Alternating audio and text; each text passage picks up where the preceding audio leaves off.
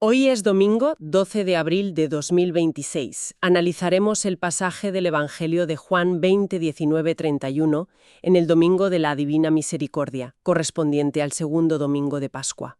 Un texto fascinante y, bueno, lleno de matices. Vale, vamos a desgranar esto.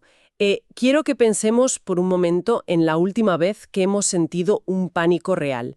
No un susto tonto, sino ese terror profundo, de ese que te paraliza. Un miedo visceral, claro. Exacto. El instinto humano más primitivo ante una amenaza así es buscar refugio, cerrar la puerta con llave, crear, digamos, una barrera física entre nosotros y el mundo exterior. Aislarse por completo. Eso es. Y hoy nuestra exploración se centra precisamente en un texto antiguo sobre un grupo de personas que hicieron exactamente eso, y en cómo su encierro desencadenó una de las narrativas más complejas sobre la psicología humana y la fe. Es que es el punto de partida perfecto para este análisis. Porque el texto que abordamos hoy, no se limita a contar unos eventos sin más. Funciona como un estudio sobre la evolución de la evidencia. Una evolución de la evidencia. Me gusta eso. Sí, porque nos lleva desde esa necesidad patológica de construir barreras físicas, pasando por exigir pruebas táctiles para poder creer, hasta culminar en el abandono total de la evidencia física. O sea, en favor del testimonio escrito, claro. Es un recorrido espectacular. Y para entenderlo bien tenemos que situarnos en esa primera escena, porque el autor es súper detallista. Es de noche, el primer día de la semana, y las puertas están, cito textualmente, cerradas por miedo a los judíos. No están solo reunidos. ¿Qué va? Están atrincherados. O sea, imagínate el ambiente, el silencio, la paranoia. Están en modo supervivencia pura tras la ejecución de su líder. Es una cámara de eco de terror y culpa. Totalmente.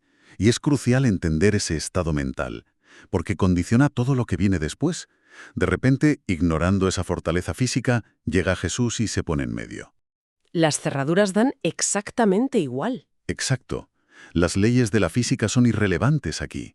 Pero fíjate, lo revelador no es cómo entra, sino lo primero que hace. No hay reproches.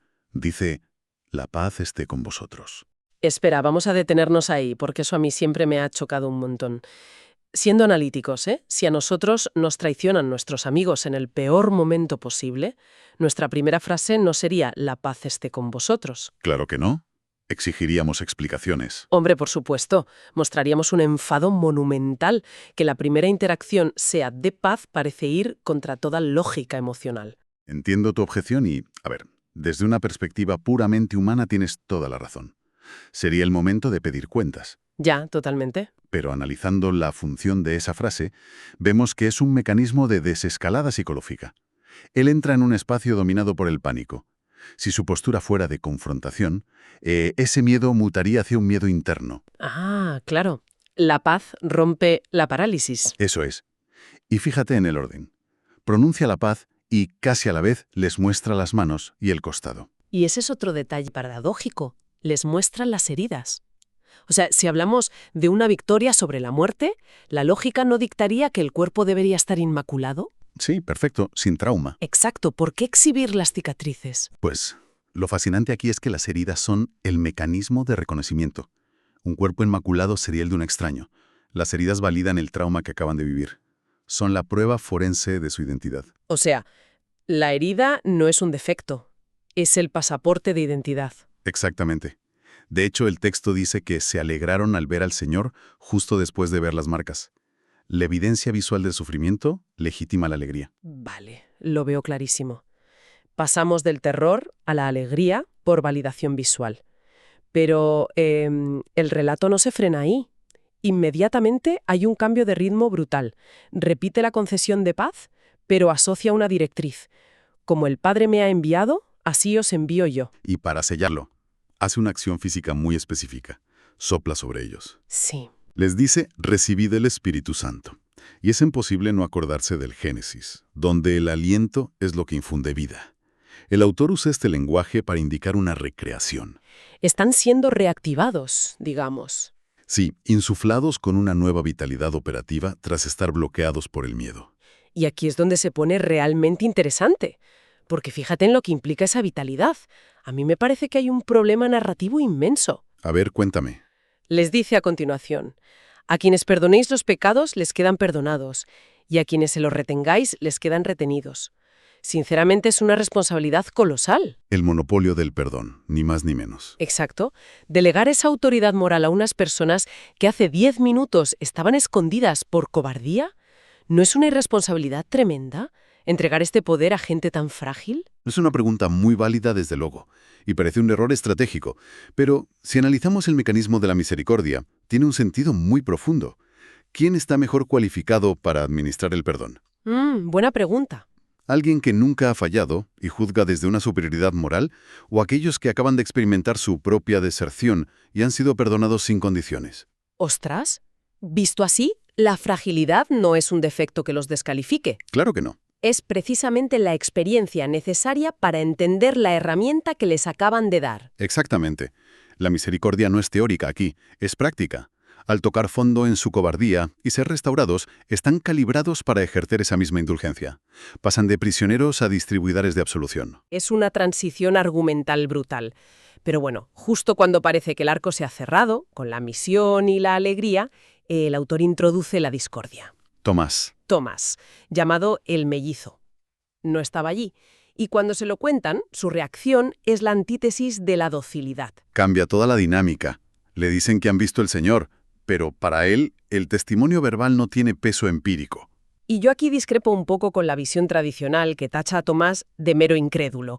Yo lo veo más como el verificador de datos definitivo. El auditor forense de grupo, sí. Totalmente.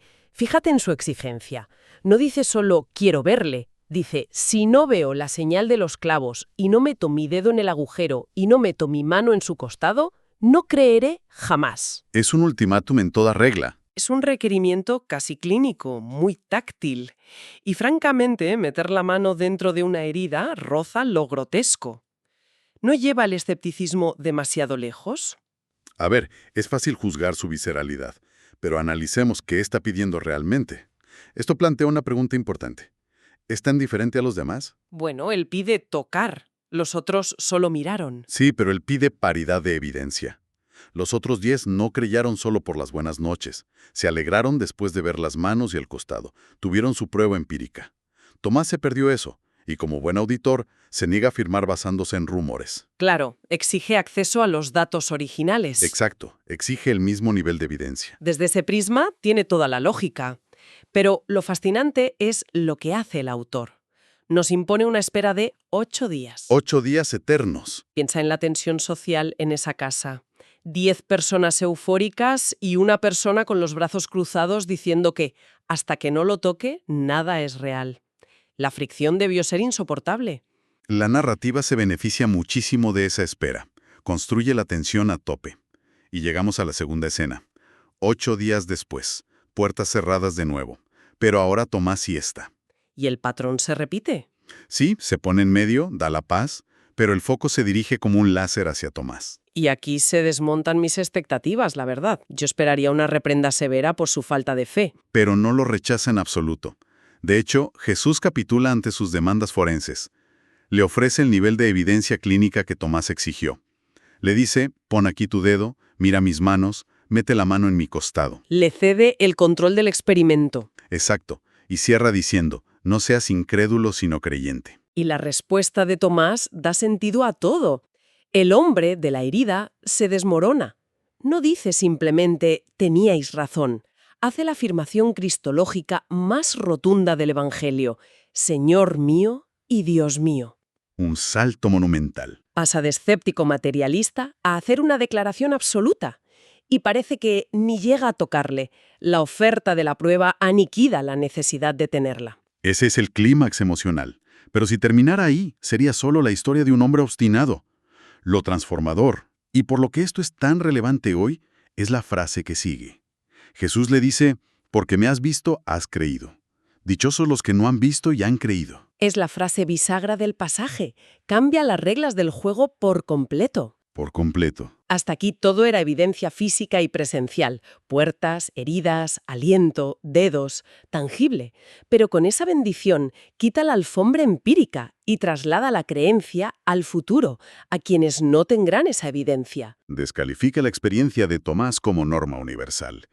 Y si conectamos esto con el panorama general, el autor hace una maniobra brillante aquí. Rompe la cuarta pared. Sí, se dirige a la audiencia directamente. Admite que Jesús hizo otros muchos signos que no están en el libro. O sea, nos revela sus cartas. Confiesa que es un trabajo de edición. Ha elegido qué signos mostrar y cuáles descartar. Y da sus motivos. Sí, dice claramente que esto se ha escrito para que creamos y tengamos vida. El texto literario se postura para sustituir la herida física que exigió Tomás. Le dice al lector, no vas a meter el dedo, pero tienes este testimonio escrito para llegar a la misma conclusión. Eso es. Es fascinante la arquitectura del relato. Vemos esa evolución de la evidencia, verdad, arrancamos en el terror, las puertas cerradas, pasamos a las cicatrices como identidad, la transferencia de autoridad a través del aliento vital. Atravesamos el escepticismo riguroso de Tomás. Sí, y culminamos en un salto hacia el futuro. El nuevo paradigma de creer a través del texto. De verdad, esto nos deja un espacio inmenso para reflexionar. Y creo que una idea muy provocadora para quienes nos escuchan es que, a menudo, vemos la duda como el enemigo de la certeza. Ya. Pero este texto sugiere lo contrario. A veces, nuestras dudas más obstinadas y nuestras exigencias más frías de respuestas comprobables no son un obstáculo. Son el crisol necesario. Exacto, el lugar donde forjamos nuestras certezas más inquebrantables. Tomás necesitó aferrarse a su incredulidad para poder construir la convicción más sólida. Señor nuestro, frente a las puertas cerradas de nuestros propios miedos, te pedimos que traigas tu paz. Danos la gracia de recibir tu Espíritu Santo para ser instrumentos de perdón. Y cuando la duda abrume nuestros corazones, ayúdanos a reconocer tus heridas y tu misericordia, para que, incluso sin haber visto con nuestros propios ojos, podamos creer y encontrar vida en tu nombre. Amén. Con esta reflexión concluimos nuestro análisis de hoy. Invitamos cordialmente a nuestra audiencia a acompañarnos en la próxima exploración a fondo. Hasta entonces, que las puertas cerradas no nos impidan encontrar la paz.